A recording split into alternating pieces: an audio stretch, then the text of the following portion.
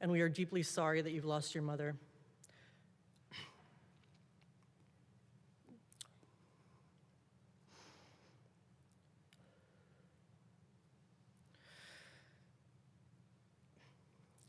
We want you to know that the members of the English department wish to stay connected with you and support you in any ways that we can.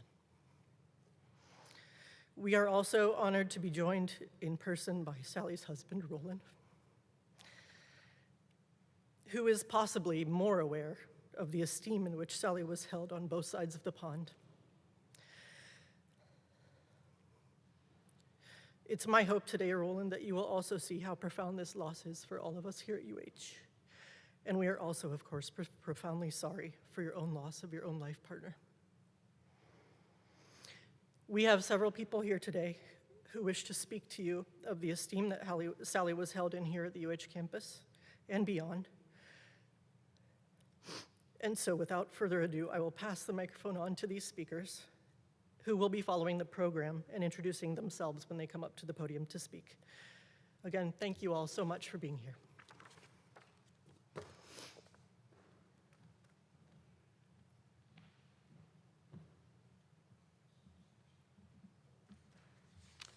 I'm Dan O'Connor, Dean of the College of Liberal Arts and Social Sciences, which is the administrative home of the Department of English. Sally, as mentioned, was the Associate Dean for Student and Faculty Success. She came to be the Associate Dean after I became Interim Dean in the middle of the pandemic in July of 2020. I was looking to fill that position. Several positions became vacated due to shifts in various personnel. And several people mentioned to me, have you talked to Sally Connolly? And when I did, I immediately knew she was the right person. From the beginning, it seemed like she'd always been on the team. She was full of fire and determination. She was very serious, focused, and organized. Every task that she ever had, she saw it through to completion. And she was a trusted advisor on my executive committee. The people on that committee will tell you there's no pulling punches in that committee. And she was frank, honest, and sincere, and that's the best thing you could ask for in an advisor.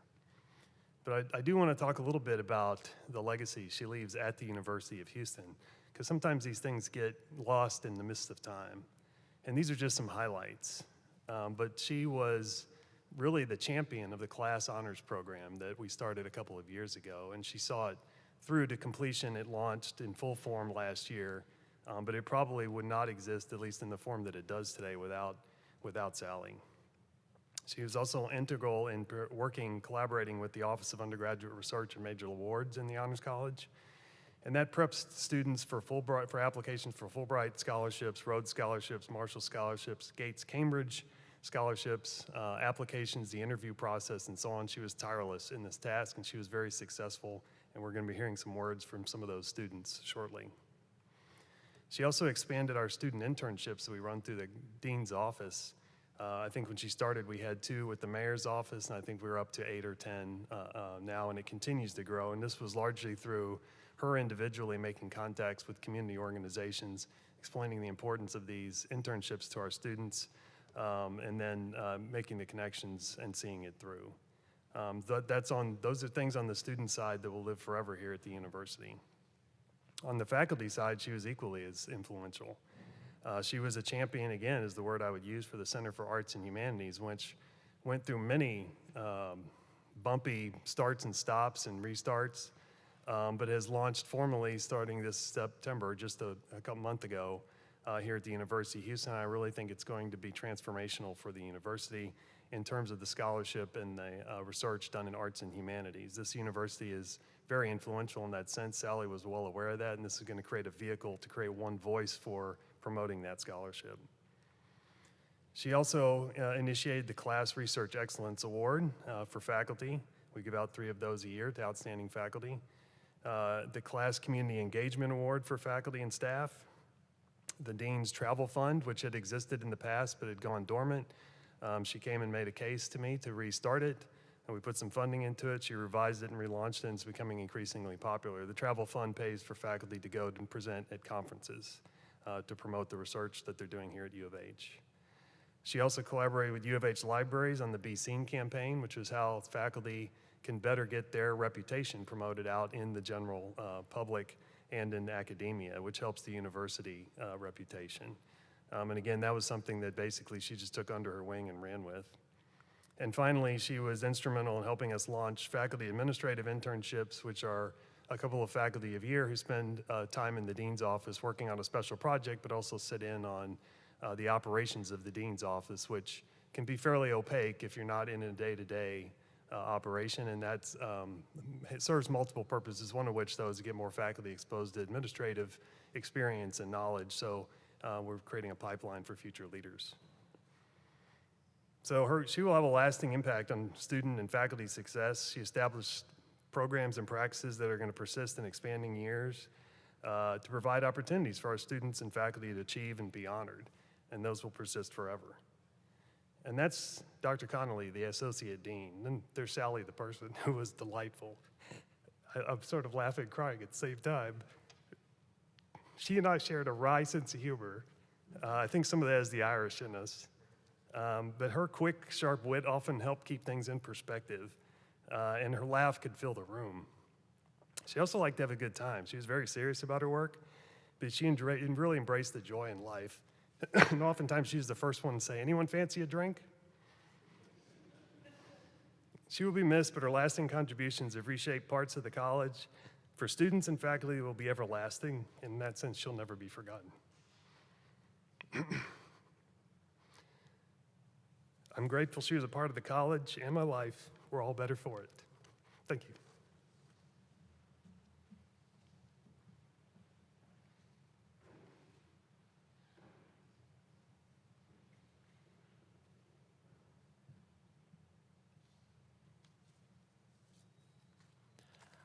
I'm Michael Snedeker in the English department. Sally's office is next to mine.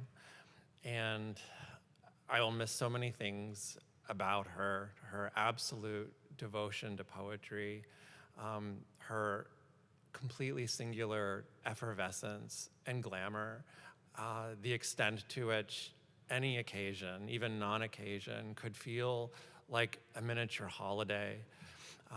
It's so good to see you, Seamus, and Elizabeth in person after loving photographs of you two on Facebook with your faces full of lobster and like Christmas meats. Your mom was almost mythic. Even alive, she seemed mythic with her incredible stories of her dad and her brother.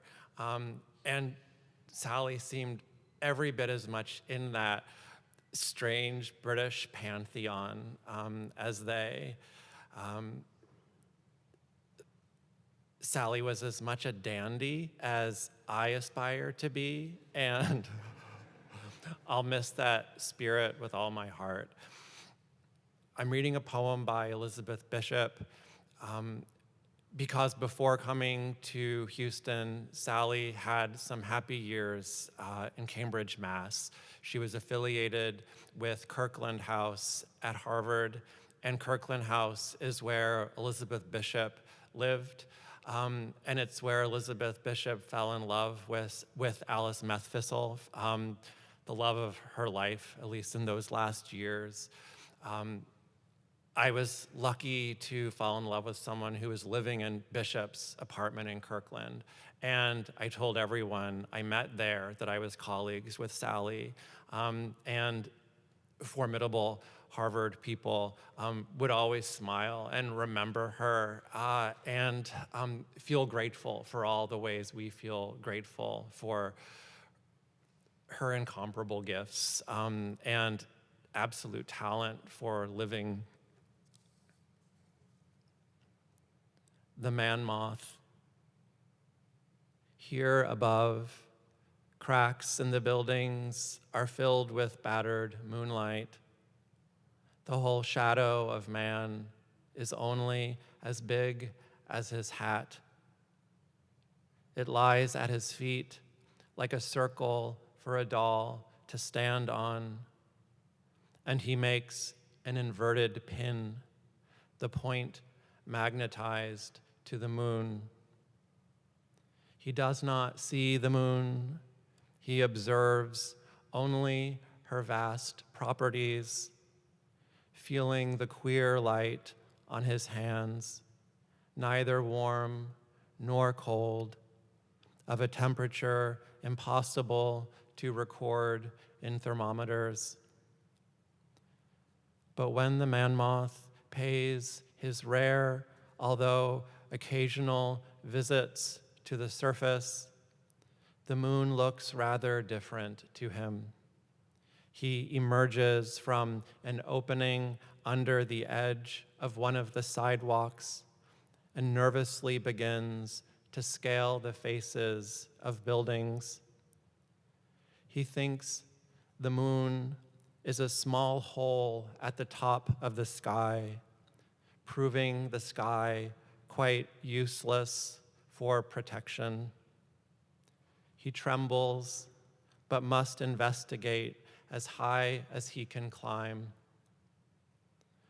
Up the facades, his shadow dragging like a photographer's cloth behind him, he climbs fearfully, thinking that this time he will manage to push his small head through that round, clean opening and be forced through, as from a tube, in black scrolls on the light.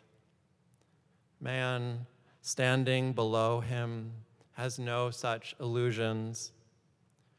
But what the man moth fears most, he must do, although he fails, of course, and falls back, scared, but quite unhurt.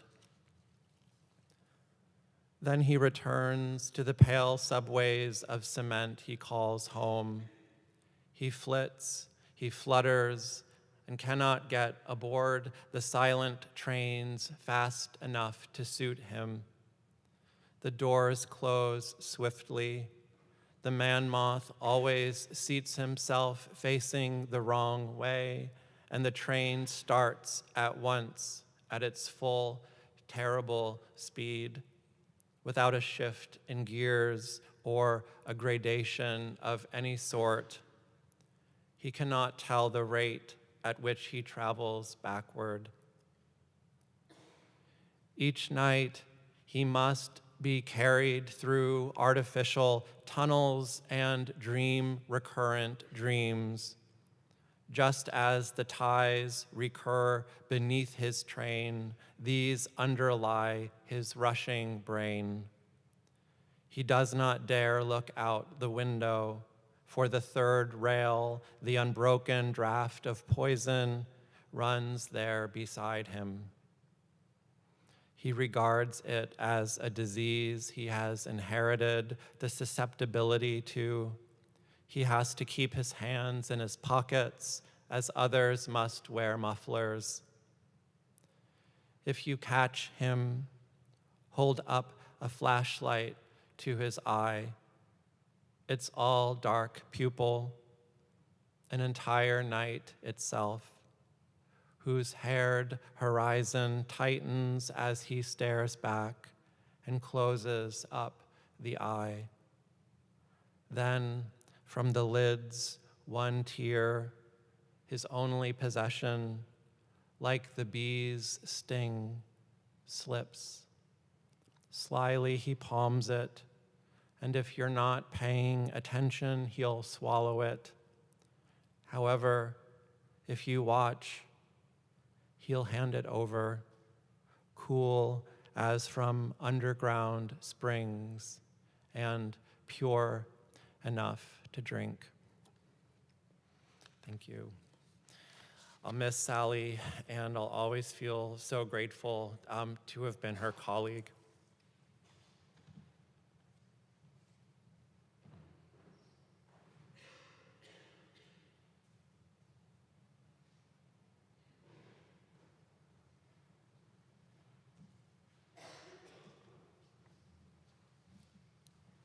Hello, my name is Susan Scarrow. This is my colleague, Carla Sharp. We got to know Sally while we were all serving as associate deans in the College of Liberal Arts and Social Sciences, along with Associate Dean Todd Romero, with Sally holding the illustrious title of Associate Dean for Student and Faculty Success. As you have heard, she enthusiastically embraced the mission of this job title. One of her initiatives involved recognizing and supporting high-achieving undergraduates across the college, helping them find and attain nationally competitive opportunities which would enable them to realize their dreams. Two students she worked with recently sent these reflections on what Dr. Connolly's mentoring meant to them.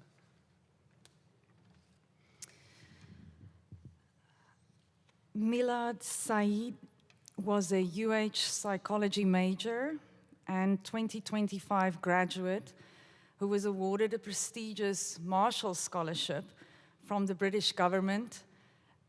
We saw Sally spend hours and hours setting up appointments with the Marshall people and then finding students who would be appropriate to apply for this, and then holding students' hands through this application process until we had, for the first time in UH success, in UH history, success in placing students in these scholarships. This is from Milad, who is now studying a Master's of Public Health at the University of Edinburgh, and he writes, Dr. Sally Connolly holds a special place in my heart. I first knew her as the professor with a posh British accent, a rarity in Houston, Texas. I knew her for her wit and her academic prowess. I knew she was a titan in her field. However, of all places, it was at class graduation where we were both members of the platform party. I'm sorry, that I really got to know her. It was here that I first shared my intention of studying at the UK graduate school, on her side of the pond. Rather than dismissing or belittling this ambition, as some have done, Dr. Connolly fostered it and graciously mentored me through this process. Looking back, writing these words in Edinburgh, Scotland, I realized Dr. Connolly did not have to make time to help us. She chose to. And now I'm living my dream, which is an immense privilege.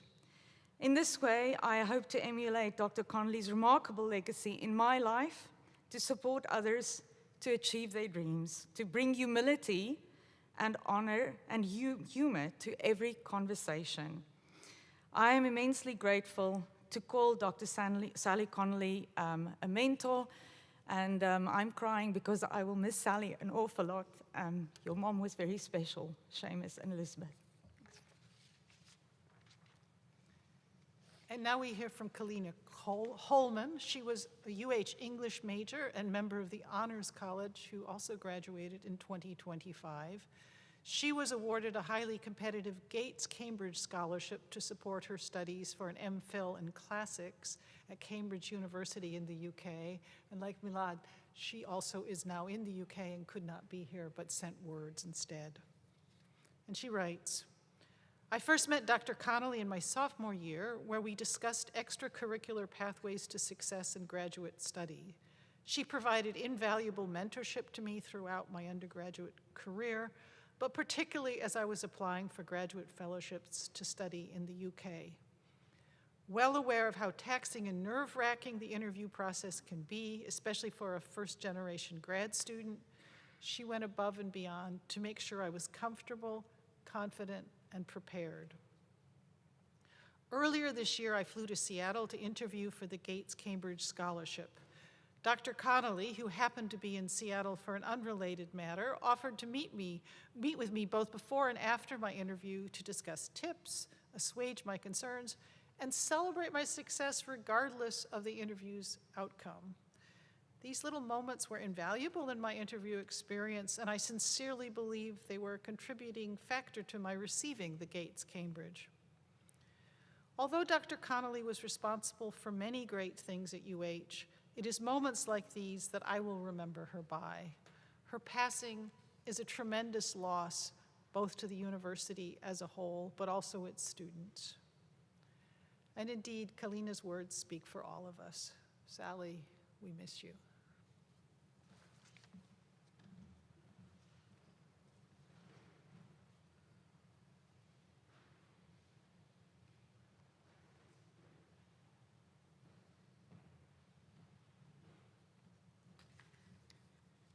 My name is Roberto Tejada.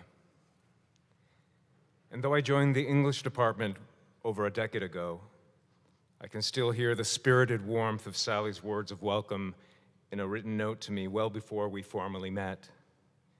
And once in Houston, I joined the league of those who cherished the conviviality of her person, the quickness of her irreverent humor, and the passion she shared for poets dear to her heart and to mine as well.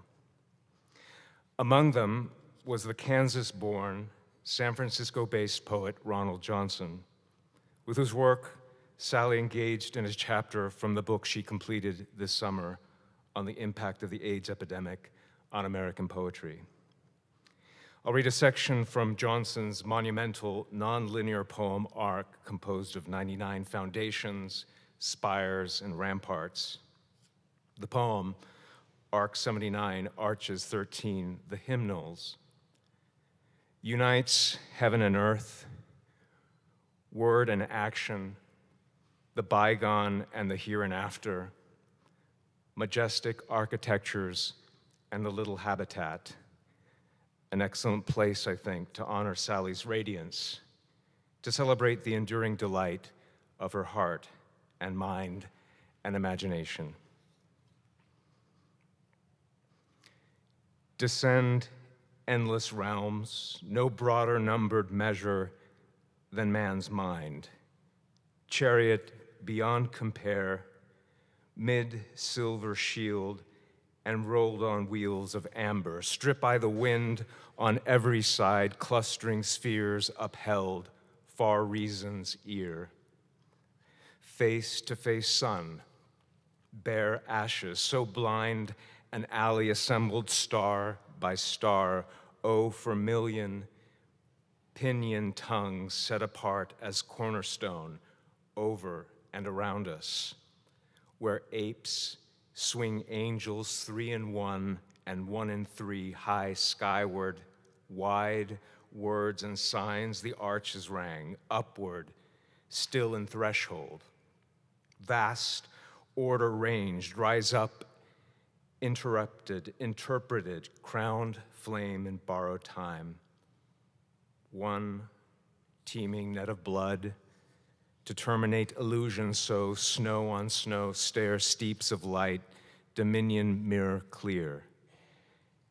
Sewn radiant hem, who robe a luster within awe, out every corner sing o'er multitudinous abyss is and is to be, dare tell all speeches denies. Wrecks endless of storied time, old world made new as footsteps ride the wave. Ply us, sing winged seraph, Alpha and Omega, cherubim treed sleepless and I, kindling a new line lifted of sea, perfect in messenger, table spread, ember, hid vow view font of life, pearl gates of pearl, gates of horn, swimming topaz, entwined all hallowed, angelus, amethyst, in the land of the glorious body sing, unseen yet ever near, sung in unison, stand revealed full man, exalt, adorn from chaos's swarm, thirsting beyond bound circle, soars up paradise.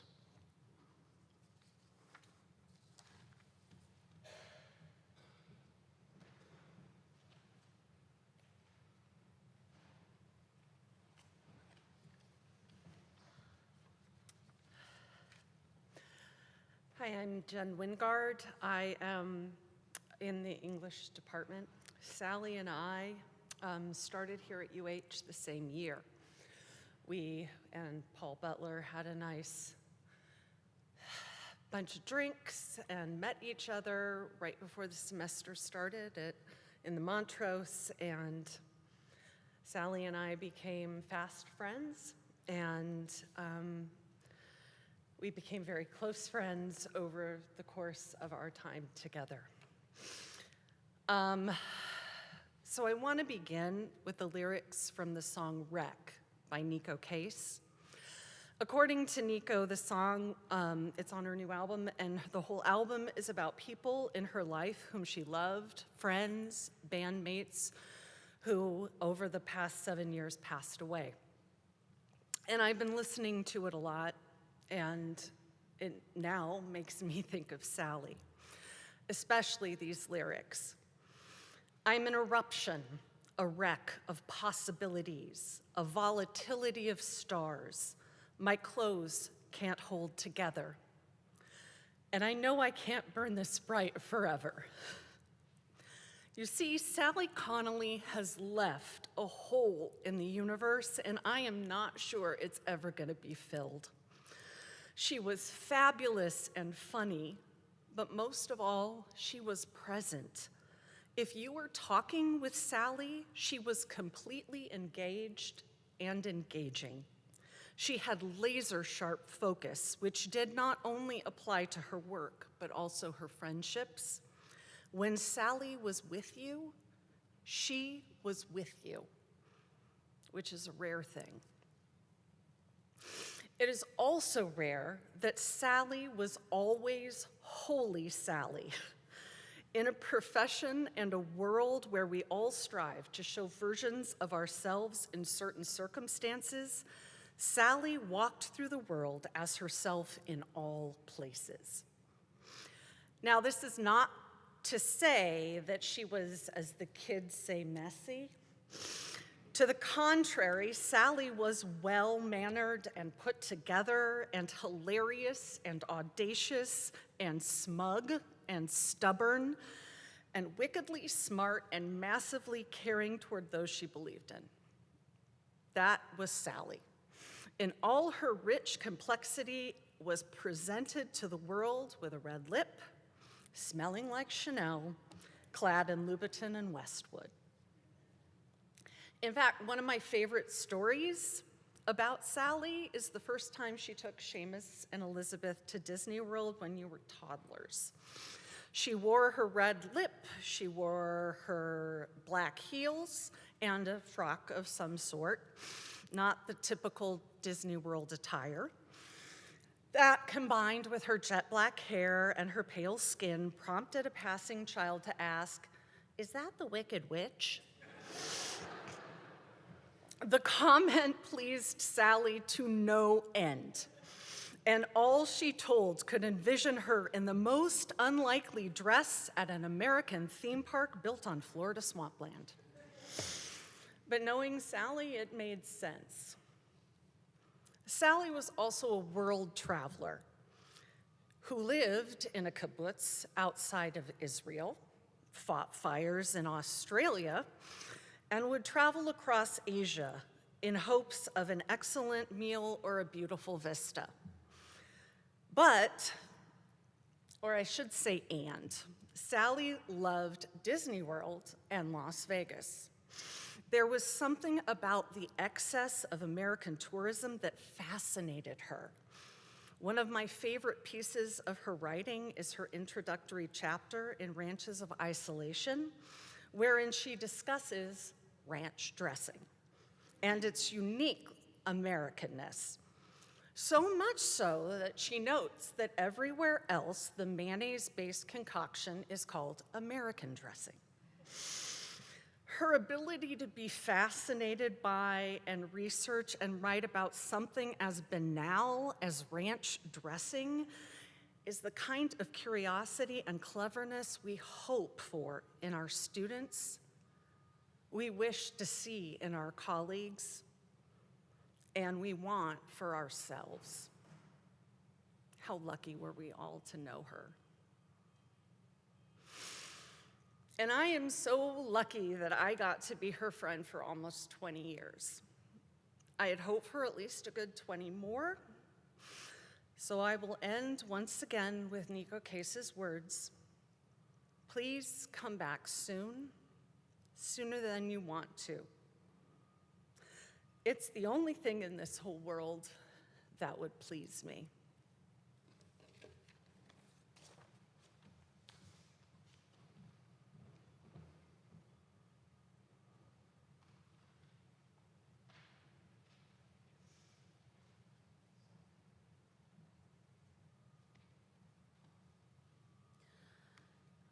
Hi, I'm Margot Bacchus. I'm in the English department. I overlapped with Sally in an unusual way in that I started out in graduate school writing about elegy and rapidly moved on, started writing about prose and never looked back at poetry a single bit. Today, when I'm going to read you a poem, I'm wishing that I had taken a little more interest in the genre. But I started working on Joyce and especially Ulysses, and that's what I do. And Sally started out working on Joyce and especially Ulysses, and then moved on to elegy. And so we've always been aware of that sort of ships passing in the night effect. And it's been great reading her work recently. On the elegy, we had started talking about our shared interest in elegy just recently again, and I'm really sorry about foreseen conversations that we're not going to have now. But I am reading In Memory of W.B. Yeats by W.H. Auden, and Yeats is one of the few poets that I actually would say I know some things about. I don't know much about Auden at all. I'm not proud of that fact. And I got a little coaching on this from my wife, who is an excellent reader of poetry, so hopefully I won't absolutely kill it. I picked this poem because in Ranches of Isolation, she sort of launched her reflections based largely on this poem, which she said she read nearly every day of her adult life. So it seemed like a good choice for honoring her. And I'm grateful for what she gave me just in reading it over and trying to make it something that I have a sense of the meaning of and can convey. He disappeared in the dead of winter. The brooks were frozen, the airports almost deserted, the snow disfigured the public statues, the mercury sank in the mouth of the dying day. What instruments we have agree. The day of his death was a dark, cold day. Far from his illness, the wolves ran on through the evergreen forests. The peasant river was untempted by the fashionable keys, by morning tongues. The death of the poet was kept from his poems. But for him, it was his last afternoon as himself, an afternoon of nurses and rumors. The provinces of his body revolted, the squares of his mind were empty.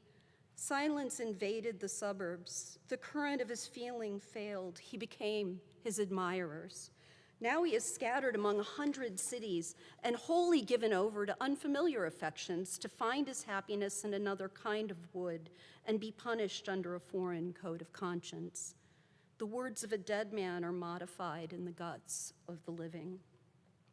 But in the importance and noise of tomorrow, when the brokers are roaring like beasts on the floor of the bourse, and the poor have the sufferings to which they are fairly accustomed, and each in the cell of himself is almost convinced of his freedom, a few thousand will think of this day as one thinks of a day when one did something slightly unusual.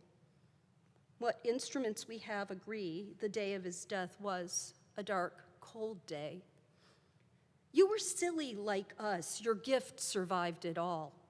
The parish of rich women, physical decay, yourself. Mad Ireland hurt you into poetry. Now Ireland has her madness and her weather still. For poetry makes nothing happen. It survives in the valley of its making where executives would never want to tamper. flows on south from ranches of isolation and the busy griefs, raw towns that we believe and die in. It survives a way of happening, a mouth. Earth, receive an honored guest. William Yeats is laid to rest. Let the Irish vessel lie, emptied of its poetry. In the nightmare of the dark, all the dogs of Europe bark, and the living nations wait, each sequestered in its hate. Intellectual disgrace stares from every human face, and the seas of pity lie locked and frozen in each eye. Follow, poet, follow right to the bottom of the night with your unconstraining voice. Still, persuade us to rejoice. With the farming of a verse, make a vineyard of the curse. Sing of human unsuccess in a rapture of distress.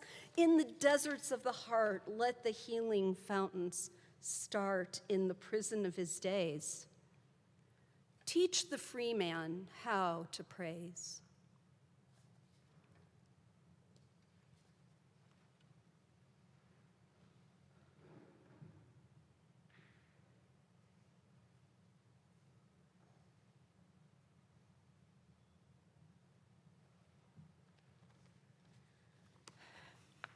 Hi, my name is Sarah Ehlers, and I had the privilege of working closely with Sally as her colleague in the English department. And I feel lucky to have shared Sally's intellectual investments in modern poetry because it means that I got to spend a lot of time with her. I saw firsthand the commitment and care that she showed her graduate students in spaces ranging from graduate committee meetings to dissertation defenses to celebratory lunches. I learned a great deal from her about what it means to be a good steward of our graduate programs and to mentor with rigor and joy. And I was also the beneficiary of her mentorship as a junior faculty person. For these and so many more reasons, I'm honored to share with you the following words from former UH PhD student Theodora Zielokowski, a novelist, poet, and professor of English at the University of Nebraska-Kearney. Dr. Sally Connolly was a highly accomplished scholar and relentless supporter of her students, who not only exemplified all the qualities that mark a brilliant critic and mentor, but also had an outstanding sense of humor, a profound respect for other people, and was at her very core a remarkably good person. Her loss is as impossible to comprehend as it is to articulate. I first met Dr. Connolly in the fall of 2017 when I took Introduction to Doctoral Studies, a course that would inspire my own pursuit of an academic career. Later, I would take Dr. Connolly's History of Poetics, participate with her in an independent study on body poetics, and ultimately ask her to serve as my comprehensive exam chair as well as on my dissertation committee. I prepared for my comprehensive exams during the pandemic when, like everyone else, I was isolated. During this time, Dr. Connolly and I talked regularly by phone about the books I was reading and the conclusions I was drawing, and these conversations were a lifeline for me. I owe my field of study, body poetics, and the Gothic and poetry by women to Dr. Connolly, who introduced me to writers like the poet Tori Dent, whose impact on my creative work has been continually significant. During the last year of my studies, Dr. Connolly helped prepare me for the academic job market. It is no stretch to say that working with Dr. Connolly changed and shaped the trajectory of my career. Without her mentorship, I would have been far less prepared, not to mention less confident, when I entered the academic job market. But this catalog of Dr. Connolly's influence is by no means unique to me. I know I am just one of countless students who were strongly swayed by her wisdom and care. Now, as a faculty member at a higher education institution myself, I recognize how challenging it can be to balance mentoring on top of one's own scholarly ambitions and personal life.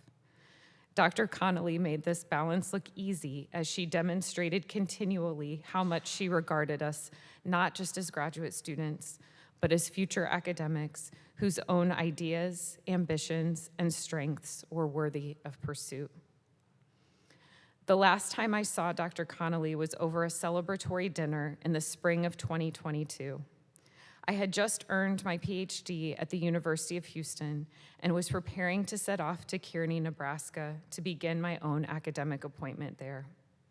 At the end of the dinner, Dr. Connolly ordered champagne, and when the waitress brought our wine glasses, Dr. Connolly asked the waitress to please put the wine glasses back. "Aren't there champagne glasses?" she asked. I wish I could say that like Sally. Shooting me a look like the idea of toasting champagne in wine glasses was the most bizarre concept she could ever think of. One of the countless things Dr. Connolly knew how to do extremely well was celebrate. And there was to be no toasting until the table was provided with proper champagne glasses. Lately, I keep rereading W.H. Auden In Memory of W.B. Yeats, and the lines Dr. Connolly herself was intrigued with. For poetry makes nothing happen. It survives in the valley of its making, where executives would never want to tamper. Flows on south from ranches of isolation and the busy griefs, raw towns that we believe and die in. It survives, a way of happening, a mouth. For so many of us, Dr. Sally Connolly made so many things happen. Her influence is never ending. I will miss her beyond all words.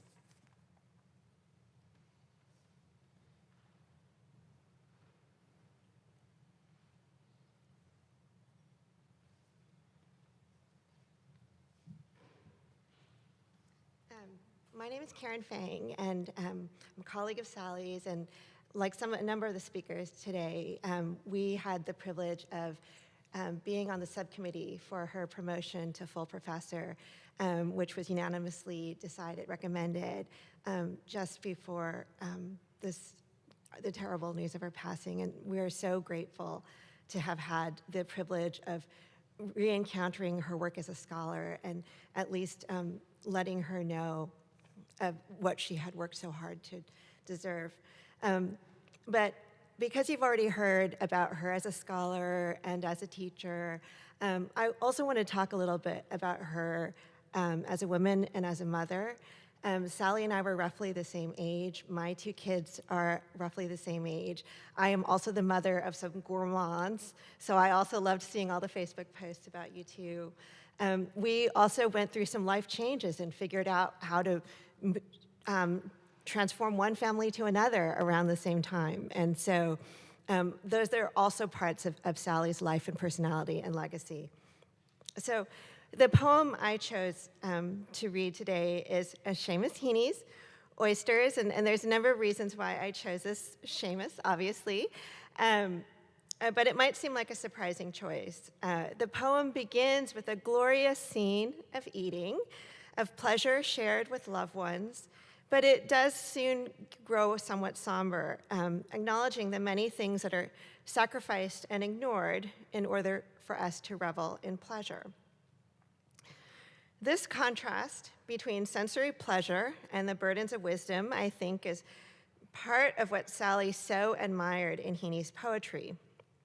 In fact, one of her early important essays, called Breaking Bread with the Dead, is about Heaney's influences from Auden and Yeats in the poem that Margot read, transcend time and space, using language and the power of poetry to reconnect with those we love and admire, to, in effect, have another celebratory meal with people that we can no longer connect with in person. So it's really this more simple idea about poetry, its power to bring people back alive, and the honest, simple pleasure of good food that made me choose this poem. Elizabeth and Seamus, I'm so glad that you have so many spectacular memories with your mom. I know you'll be thinking of her at every meal of every day, and that this is her way of continuing to nourish you every day of your lives. So it's because of you that I chose this poem, Oysters. Our shells clacked on the plates. My tongue was a filling estuary. My palate hung with starlight as I tasted the salty Pleiades. Orion dipped his foot into the water. Alive and violated, they lay on their bed of ice, bivalves, the split bulb and floundering sigh of ocean, millions of them ripped and shucked and scattered. We had driven to that coast through flowers and limestone, and there we were, toasting friendship, laying down a perfect memory in the cool of thatch and crockery. Over the Alps, packed deep in hay and snow, the Romans hauled their oysters south of Rome. I saw damp panniers disgorge the frond-lipped, brine-stung glut of privilege, and was angry that my trust could not repose in the clear light like poetry or freedom leading in from sea. I ate the day deliberately, that its tang might quicken me all into verb, pure verb. Elizabeth and Seamus, may your mother carried you. May she always continue to quicken inside you.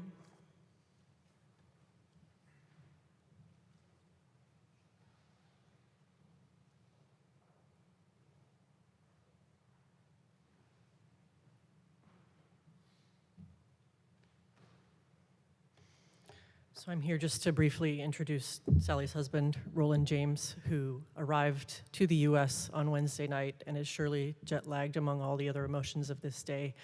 So we're very grateful to have you here, and I want to give you the floor now.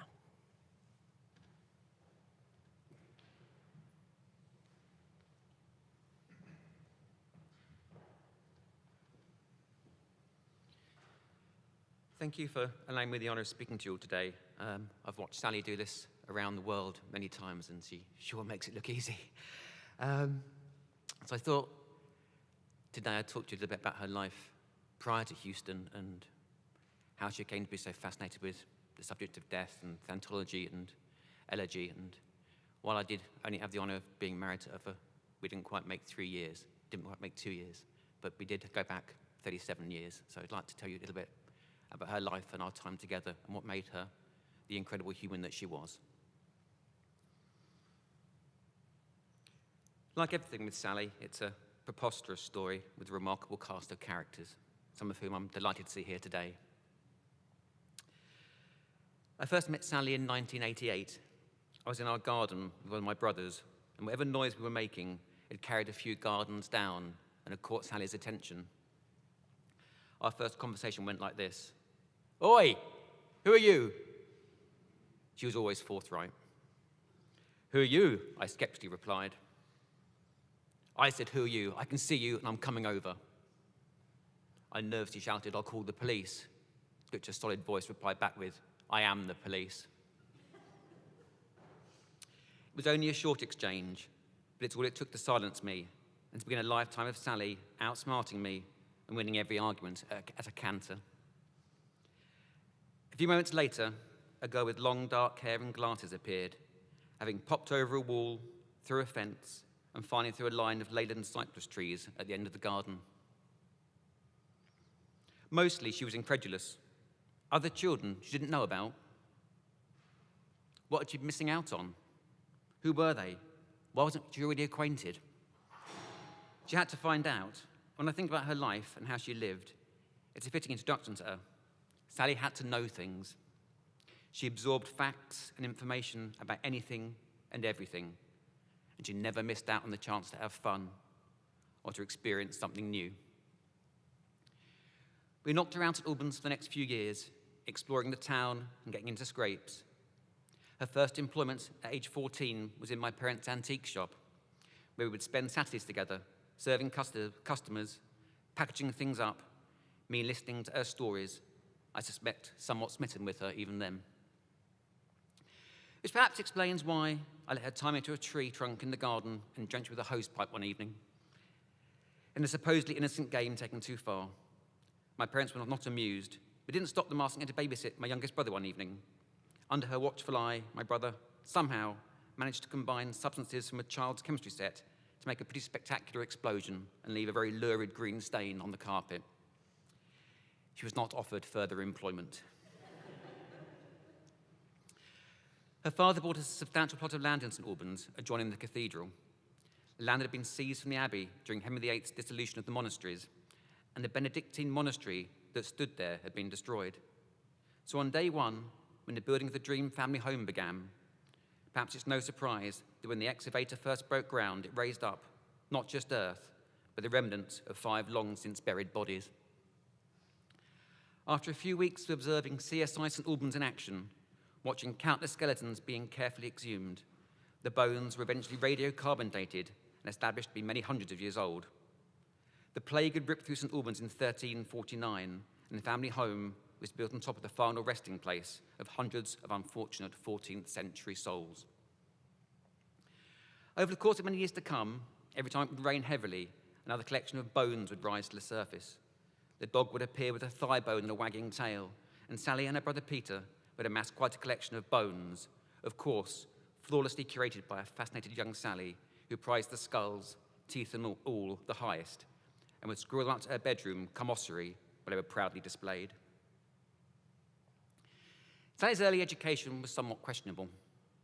A pupil at Lindale and then St Margaret's, there wasn't anything that initially suggested a scholastic future awaited her. Indeed, reading her early school reports verified this, and I quote, "She has a cavalier disregard for accuracy and form. Her spelling is bizarre, and her experience of language is narrow." And my favorite, because this one is actually true, "She wastes too much time organizing the whereabouts of her books and general classroom impedimenta." St Albans Boys' School was founded in 948, and this is where the pedagogical journey really begins. It was 1992 when, after 1,000 years, the school embraced modernity, allowed 16 girls the opportunity to join its senior year, alongside 800 boys aged 12 to 18. With Sally insisting on being one of those 16 trailblazers. Now, whether Sally joined for academic reasons, who can say, but the chance to be a pioneer and a bit of a thorn in the establishment was too much for her to resist. Despite having no interest in sports, 17-year-old Sally campaigned to be allowed to play rugby. Informing those in charge they had no right to exclude her from playing on the grounds of gender. In the end, they relented and let her play with the boys who were several years younger. I'll leave you to imagine what the teenage boys must have made of a 17-year-old Sally joining in their PE lesson. Very quickly, the boys' hockey team became the mixed hockey team. Let's be fair, she had an aptitude for the game and was quickly promoted to captain. However, tomfoolery aside, it was here where poetry first captured her heart, and under the tutelage of John Moll, Sally discovered, among others, you'll be not surprised to hear, W.H. Auden. And in particular his poem, In Memory of W.B. Yeats, which was the starting route for her journey to becoming a poetry critic and someone who specialized in elegy and the study of death. Sally went to university in London. Though perhaps it would be more apt to say that Sally went to London and, among other things, went to university. She turned down Cambridge for being too dull. The lure of London was vast, with unlimited restaurants to discover, history, libraries, and essentially pubs and certainly clubs to spend time in. Sally loved to dance. And with her signature red lipstick and flawless dress, she lit up anywhere she went, and she really could dance. London was just her place, and she wanted to experience it all. The biological need to sleep infuriated her. What a waste of precious, precious time when there were 1,000 parties to go to, remarkable people to meet, things to learn and experience and to conquer and to discover. All, of course, while remaining academically perfect and maintaining flawless grades. It was quickly apparent that Sally was no ordinary student, with her abilities nurtured by the esteemed academic John Sutherland, who she remained close with and always in awe of.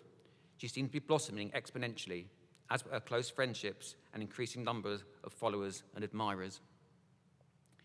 When her final year came, she made a decision that, in all truth, nobody else on earth would have considered. She decided to make one of her modules that made up her degree a study of Dante's Inferno. Now, initially it doesn't sound too out there, until you realize that the text was to be studied as it was originally written, that is, in medieval Italian. This would be challenging enough for a contemporary Italian speaker, let alone someone who, and I quote her mother, at best spoke restaurant Italian. How did she do it? Well, in a very Sally way. First, she learnt the entire text in English, line by line, canto by canto. Then she memorized its medieval Italian counterpart, line by line, canto by canto. And from there, it was apparently easy. To say she had the most incredible brain and capacity to focus and recall information would be an understatement. By this point, Sally had bought a modest flat in North Covent Garden, partly funded by work at the Times Literary Supplement and partly by savings from her gap year, where she travelled the world, quite literally, with her mother before stopping off in Australia to live for about 6 months. Travel was so important to Sally. It was something else to research, to learn about, and there were always new places to explore and new things to do and new things to eat. Sally liked to be constantly moving. She travelled on the Trans-Siberian Railway, spent time in Russia, explored Ulaanbaatar, the capital of Mongolia. When she did finally settle in Australia, she worked in a Ralph Lauren store until she was dismissed for shaving her head. It wasn't the image they were after. So instead, Sally made some very good money working down a mine, of all places, and taking on other random jobs, on one occasion spending a week rent-free in a very smart apartment, with her only task to ensure a large collection of spiders, snakes, and all sorts of deadly creatures were routinely fed and watered. Sally's flat became a place associated with lots of excess and good times and fun, and with her beloved Soho just around the corner, there was never not a reason to be out on the town, looking fabulous, with whatever madness taking place, always culminating in a closing act at Sally's flat. It would be easy to put together a collection of highly amusing short stories about the place, which of course Sally, as a wonderful storyteller and intriguing character, would be the main focus. There'd be a great number of people out there who, if they closed their eyes, would be able to hear her pretty voice saying, "Did I ever tell you about that time when?" Or, "Oh my God, did we really do that?" One of my favorite stories features Sally getting out of bed one morning, somewhat worse for wear, to find the entire New Zealand men's water polo team sprawled across the floor in various states of consciousness.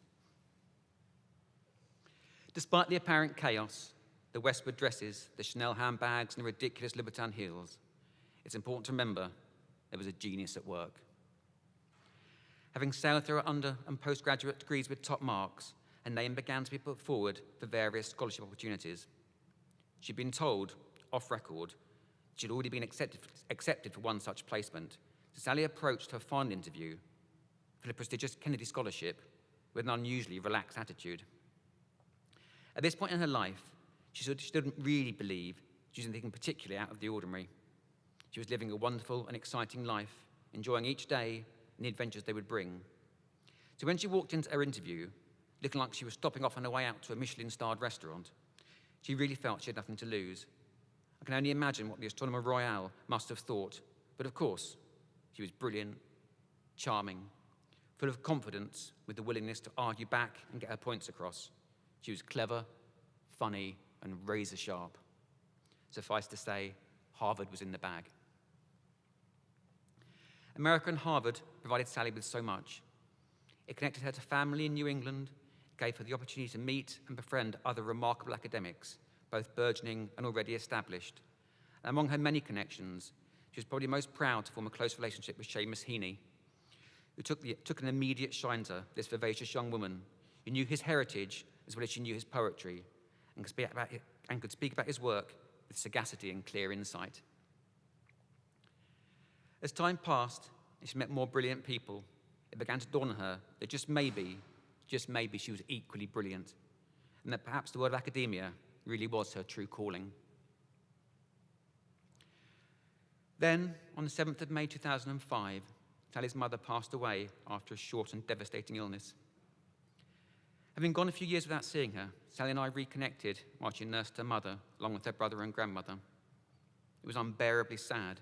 We were daily, constant companions, and throughout those so sad days, I learned so much from her about life and love, and from the kind and tender way she took care of everybody around her. In the days and nights she was off duty, so to speak, she would take me to her favourite haunts, the places she had embraced as a Londoner in the know, the Academy Club in Soho, the Hunan in Pimlico. If not London, we were in St Albans, which has taught me the beauty of a long lunch with wine and a lavish meal out, again with wine. Despite the sadness, we seemed to spend a lot of time laughing. She was full of the most incredible stories, hysterical anecdotes, and an endless, wonderful, illuminating set of acquaintances. She was simply fantastic company, no matter what the circumstances. I was completely captivated by her, and without doubt loved her immediately, in a way I could never begin to express or portray. Sally delivered the most extraordinary eulogy for her mother to a packed church, organised a wake, which people still talk about to this very day, and then, job done, she left England and her monumental grief behind. By her own admission, she ran away, but who could blame her? She had the beginnings of a new life, an amazing life here in America, and she most certainly grabbed it with both hands, living her life for the next few years at 100 miles an hour, never stopping. There was nothing she didn't get involved in, though of her many highlights, one was being serenaded by a somewhat tipsy Teddy Kennedy in honor of her birthday. Teddy then proceeded to fill a large, open-top car with other Kennedy scholars, funnily enough, only female ones, who he took for lunch and a ride downtown to see the sights. Sally finished her time at Harvard and obtained her PhD. She had fun, made incredible friends and connections, which helped shape her life. Now, I did promise myself I wouldn't mention names today, as there'd be too many people to acknowledge. Having said that, I'd like to take a moment to thank Joyce, Dennis, and Brenda for the love and the family they provided for Sally when she was in Boston. Most people saw a beautiful young woman full of swagger and confidence, living a remarkable life as if in a dream. I know the three of those people saw how vulnerable she was after her mother died. So thank you very much for being the family she needed at a time that was so difficult for her. From Harvard, Sally took her first academic role at Wake Forest in North Carolina. Clearly she had found her calling. A couple of years later, she was very proud to find herself here at UH in Texas. The academic schedule suited her down to the ground. A chance to attend conferences, and therefore a chance to explore and research new people and places, a chance to see America. The long summers afforded her the chance to travel, so fearlessly she would pack a bag and go exploring. Japan, Korea, Thailand. She loved everything about Asian culture, was never happier than she'd had a day at the Jimjilbang to look forward to, going from hot sauna to ice bath, with makgeolli and good banchan in abundance. With time, she settled in Friendswood with her husband Eric and had 2 children, Elizabeth and Seamus, who I'm delighted to hear today. She was beyond proud of them and loved them both dearly. Sally was tenacious and indomitable.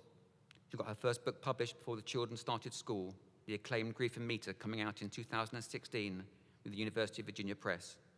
Of course, it was a book on the subject of elegizing poets, again the topic of death and the process of loss at its very core. Brian Rogers came into Sally and the children's lives a few years later, and Sally's second book, Branches of Isolation, was published with Mad Hat Press. Sally entered her role as Associate Dean. She was so proud to be Associate Dean, so proud. While she loved teaching and engaging with her students, it would be fair to say she liked responsibility and decision-making even more. And she loved the title of Associate Dean for Success.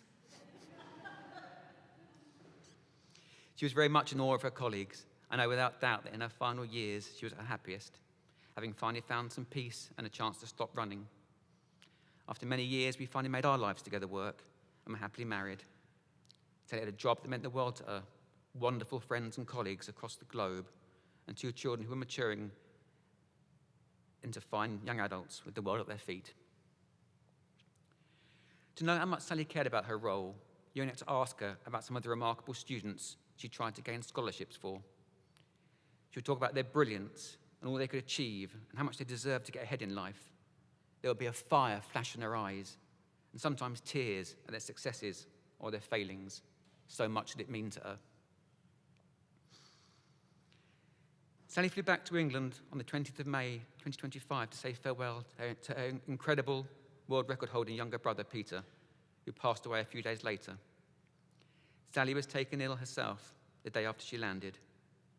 She spent the next month in and out of hospital awaiting diagnosis, but despite the daily cognitive challenges she faced, she would still spend 8, 9, 10 hours at her laptop, painfully and painstakingly trying to get the final draft of her third book, A Study of the Poetry of the AIDS Pandemic, complete until a publisher. I can't begin to tell you what unbelievable grit and determination it took. Sometimes 10 minutes would pass and she would have managed no more than 3 or 4 words, but she wouldn't be helped and she would not be defeated.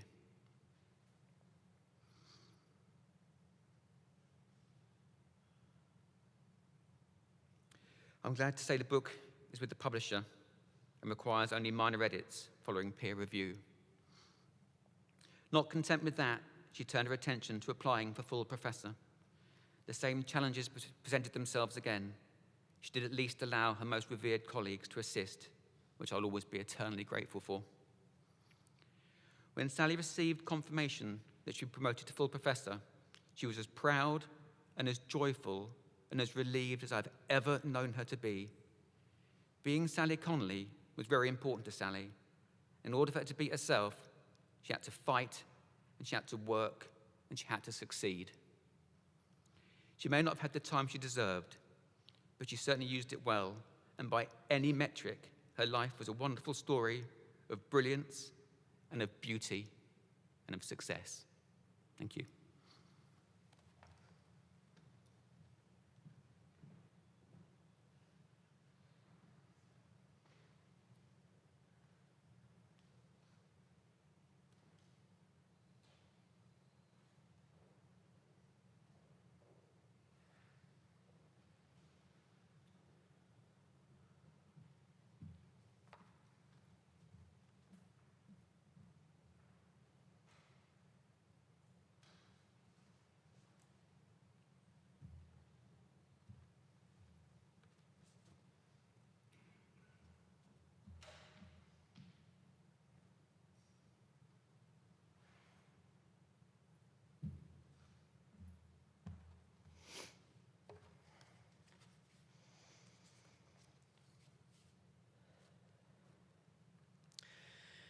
Thank you to all of the speakers for contributing your words, your memories, and your readings for this gathering. I hope that the words, art, and memories shared will provide warmth and a smile or two amid the grief of Sally's untimely passing. As we seek to maintain Sally's memory and spirit moving forward, I would like to invite you all to look at your programs. On the bottom, you'll see both a website address and a QR code that you can scan directly on your phone to be taken to the unveiling of a memorial fund in Sally's memory. For those of us viewing online, where did I put that address? There we go. Giving, the address is giving.uh.edu/class/Sally. This memorial fund will contribute to both faculty and student success with a special interest in supporting UK-US scholarly and cultural bonds. Please consider contributing to this fund in her memory, and please consider passing on the link to others who might be so inclined. We would be honored to carry on her memory with this scholarship in perpetuity in order to continue supporting the high-quality, humanizing work that Sally so valued. Before we go, I have a couple things to present. The first is a proclamation from Harris County that we received today, signed by County Attorney Christian Menefee. And I'll go ahead and read that to you, and then I'm going to give it to her children. So this is a proclamation that says, whereas Dr. Sally Connolly, an esteemed literary scholar and devoted educator, dedicated her life to the study of poetry, literature, and the transformative power of education. Born and educated in the United Kingdom, she studied English literature at University College London, later becoming a Kennedy Scholar at Harvard University before embarking on a distinguished career that bridged continents and disciplines. Whereas Dr. Sally Connolly's groundbreaking scholarship shaped the field of transatlantic poetry. Her influential works, Grief and Meter, Elegies for Poets After Auden, and Ranches of Isolation, Transatlantic Poetry, illuminated the intersections of art, grief, and culture. She was completing a not a novel, a monograph on poetry and the AIDS epidemic, further demonstrating her commitment to amplifying overlooked voices in literature. Whereas in 2008, Dr. Sally Connolly joined the University of Houston's Department of English, rising to the rank of associate professor in 2016. In 2020, she was appointed Associate Dean for Faculty and Student Success in the College of Liberal Arts and Social Sciences, where she championed students and faculty alike, creating pathways to fellowships, internships, scholarships, and professional advancement. And whereas through her visionary leadership, Dr. Sally Connolly launched transformative initiatives, including the class internship program, the Be Seen webinar series, Class Discovery Week, and Class Honors, all designed to expand opportunity and strengthen the academic community. Her advocacy helped UH students compete for and win Rhodes, Marshall, Truman, and Gates Cambridge scholarships, leaving a lasting legacy of excellence and empowerment. Therefore, I, Harris County Attorney Christian D. Menefee, honor the life, scholarship, and service of Dr. Sally Connolly, whose intellectual brilliance, compassion, and unwavering belief in the potential of her students will continue to inspire generations throughout Harris County and beyond. Signed this 24th day of October, 2025.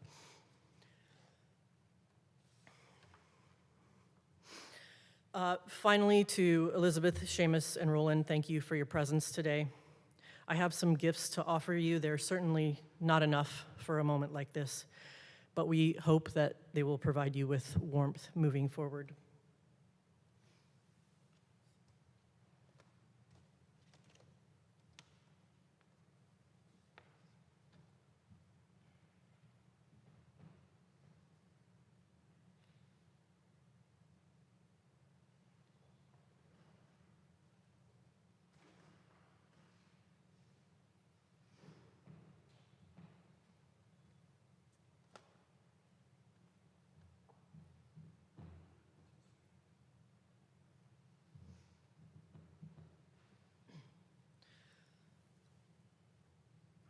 I want to give an enthusiastic thank you to our staff in the English department, the college, and the university for making this event possible and beautiful. And to all of you, thank you for making the time to be here with us, both in person and online. For those of you online, this will end our broadcast. And for those of you joining in person, I'd like to invite you to the atrium right outside this chapel and up the stairs to continue sharing our memories and our loss in solidarity. Thank you so much for being here.